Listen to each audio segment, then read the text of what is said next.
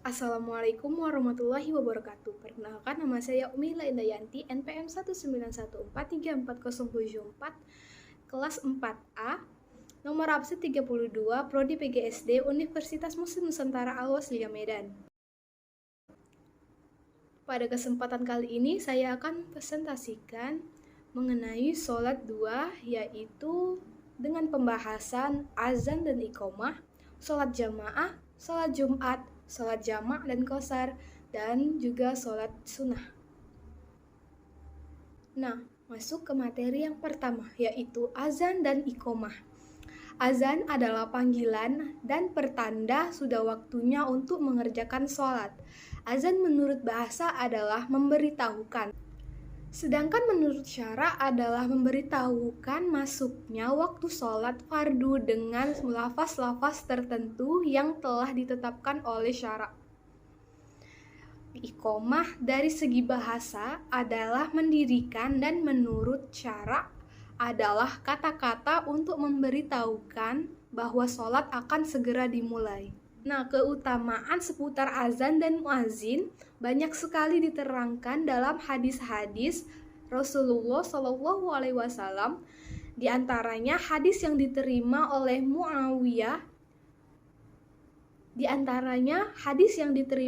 Muawiyah bahwa Rasulullah SAW bersabda, yang artinya para muazin adalah orang yang paling panjang lehernya di hari kiamat. Rawahul Muslim, Ahmad, dan Ibnu Majah dari Muawiyah. Panjang lehernya pada hadis tersebut bermakna kiasan. Imam Nawawi dalam kitab Sahih Muslim bin Syarhin Nawawi menjelaskan makna kiasan tersebut, bahwa para ulama berselisih tentang maknanya, antara lain bermakna yang paling mulia, paling mengharap rahmat Allah, paling banyak pahalanya, paling cepat masuk surga, dan lain-lain. Orang Arab biasanya mengkiaskan pemimpin atau orang yang berpandangan dengan istilah yang panjang lehernya. Azan dan iqomah hukumnya sunnah muakkad. Dilaksanakan pada setiap sholat fardu 5 kali sehari semalam, dan tidak untuk sholat sunnah. Orang yang mengumandangkan azan atau muazin disunahkan yang bersuara merdu dan keras, sehingga terdengar oleh banyak serta berdiri dan menghadap kiblat. Nah, lebih baik lagi jika azan menggunakan pengeras suara atau loudspeaker agar lebih terdengar dari kejauhan. Ini adalah lafaz azan yang berbunyikan Allahu Akbar, Allahu Akbar, dilafazkan 2 kali. Asyhadu alla ilaha illallah dilafazkan juga 2 kali. Asyhadu anna Muhammadar Rasulullah dilafazkan 2 kali. Hayya 'alas shalah dilafazkan 2 kali. Hayya 'alal falah dilafazkan 2 kali. Allahu Akbar dilafazkan sekali. La ilaha illallah dilafazkan secara sekali. Lafaz iqomah sama dengan lafaz azan. Perbedaannya, jika lafaz-lafaz azan yang diucapkan 2 kali, untuk iqomah hanya dibaca 1 kali. Dan di antara lafaz hayya 'alal falah dan Allahu Akbar, yaitu antara lafaz ke-5 dan ke-6 ditambah kalimat qad qomatis shalah, yang artinya sholat akan didirikan. Nah, selanjutnya adalah menjawab azan dan iqomah. Disunahkan bagi orang yang mendengar azan untuk menjawab azan tersebut dengan niat berzikir kepada Allah. Ketentuannya adalah sebagai berikut. Yang pertama, jawabannya sama dengan apa yang diucapkan oleh muazin kecuali lafaz hayya 'alas shalah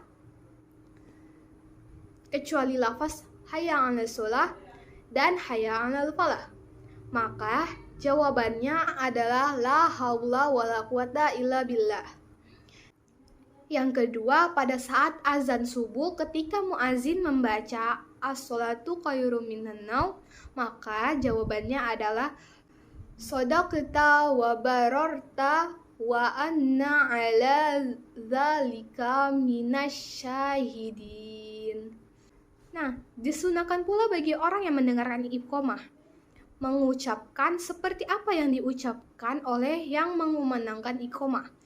Hanya saja pada lafaz qad qamatis shalah, maka hendaklah membaca aqamahal lahu wa adamaha.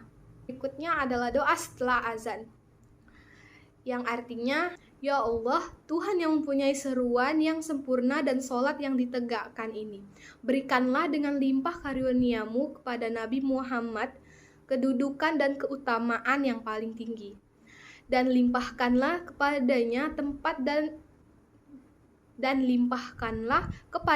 tempat yang terpuji dan telah Engkau janjikan. Haji riwayat Muslim, Abu Daud, dan Ibnu Majah. Oke, selanjutnya kita membahas mengenai sholat jamaah.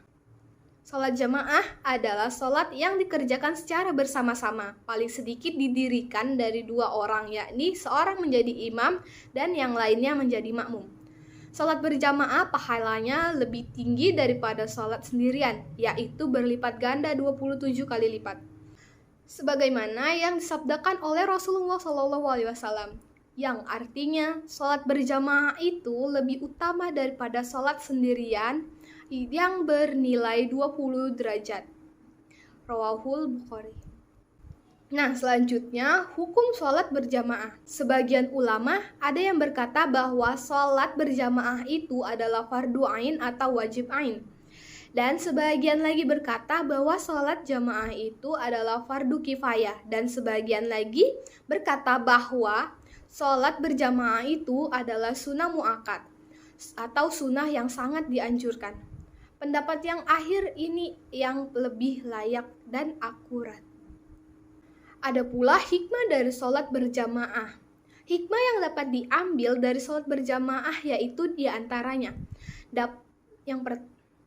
Yang pertama, dapat mempererat persaudaraan dan mempertebal persatuan dan kesatuan karena adanya perasaan batin dan pengakuan yang tulus ikhlas terhadap hamba Allah yang sama-sama lemah antara yang satu dengan yang lainnya, dengan secara bersama-sama menundukkan wajah ke kehadirat Allah Subhanahu wa Ta'ala. Yang kedua, dalam sholat berjamaah itu tidak kenal lagi perbedaan pangkat, derajat, kedudukan, harta, dan sebagainya. Jadi semuanya di mata Allah adalah satu kedudukan. Nah, ada pula syarat-syarat sah berjamaah. Yang pertama, berniat mengikuti imam. Yang kedua, mengetahui segala apa yang dikerjakan imam. Yang ketiga, jangan ada dinding yang menghalangi antara imam dan makmum, kecuali bagi perempuan di masjid hendaklah didindingi dengan kain. Asal ada sebagian atau salah seorang yang mengetahui gerak-geri imam atau makmum yang sedang diikuti. Yang keempat, jangan mendahului imam dalam takbir dan jangan pula melambatkannya. Yang kelima, jangan di muka imam atau terlalu ke muka, ke depan gitu maksudnya.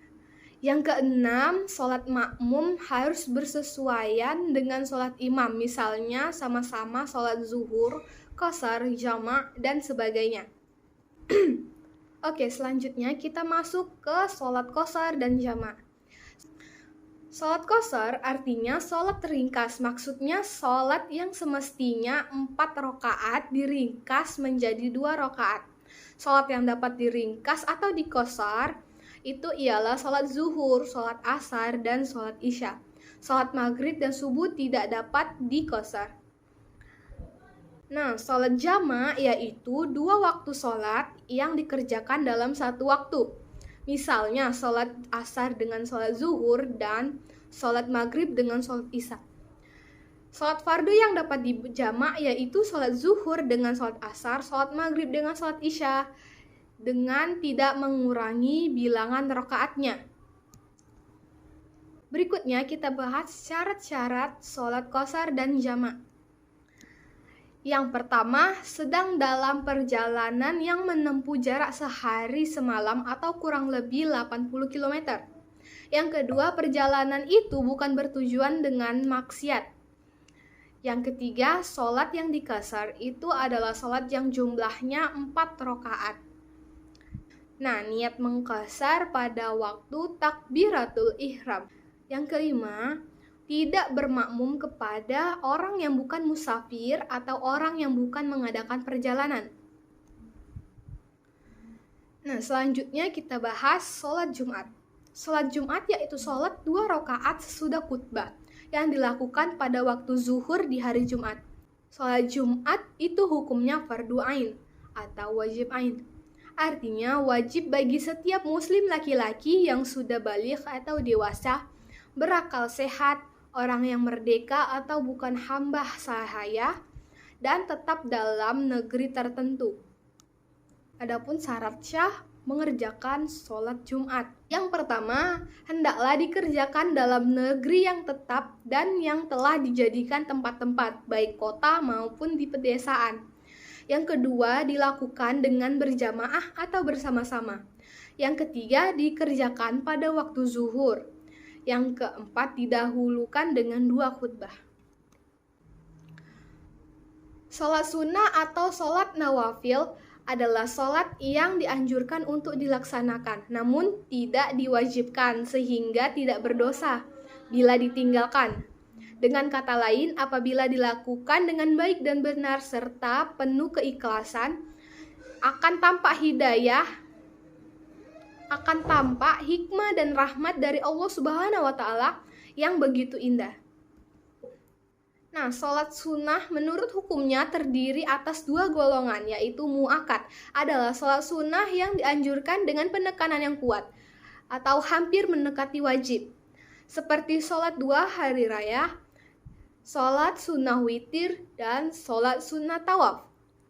Nah, yang kedua itu ada ghairu mu'akkad, adalah sholat sunnah yang dianjurkan tanpa penekanan yang kuat, seperti sholat sunnah rawatib dan sholat sunnah yang sifatnya insidentil, tergantung waktu dan keadaan, seperti sholat khusuf atau khusuf hanya dikerjakan ketika terjadi gerhana. Nah, adapun macam-macam sholat sunnah, yaitu sholat sunnah yang dikerjakan sendiri tanpa berjamaah, misalnya sholat rawatib, sholat duha, sholat tahiyatul masjid, sholat tahajud, sholat hajat, sholat istiqoroh, dan sebagainya. Adapun sholat sunnah yang dikerjakan dengan berjamaah, misalnya sholat tarawih dan witir pada malam bulan Ramadan, dan sholat Idul Fitri, sholat Idul Adha, sholat gerhana matahari dan bulan, dan sholat istiqo atau minta hujan dan sebagainya. Baiklah, itu saja yang dapat saya sampaikan pada presentasi kali ini. Lebih dan kurang saya mohon maaf. Wassalamualaikum warahmatullahi wabarakatuh. Terima kasih.